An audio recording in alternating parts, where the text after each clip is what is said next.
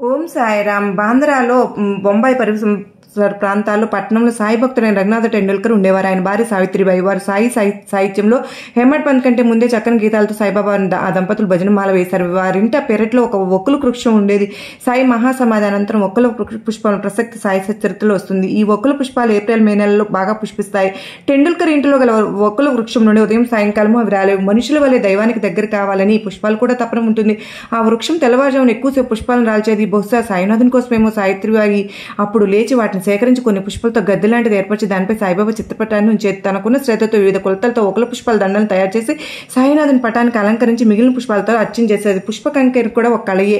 సావిత్రిబాయిని ఆమె భర్త రఘునాథ్ ఆమె పుష్పాలంకరణ చూసి ఇదేం పద్ధతి అని ప్రశ్నించారు. ఆ అలంకరణ ఒక భక్తి మార్గం అని ఆ సమయంలో ఆయనకు తోచి ఉండకపోవచ్చు. కొంతకాలం తర్వాత రఘునాథ్ సావిత్రిబాయి దంపతులు బాబా దర్శనార్థం షిరిడీకి వెళ్లారు. బాబా రఘునాథ్తో, ఈ సావిత్రిబాయి అమ్మ నన్ను రోజు ఒకల పుష్పాలతో ముంచేది. ఆ వాసనకు మైకం కప్పి స్వభూతి కోల్పోయి ఇప్పుడే కోలుకుంటుంది.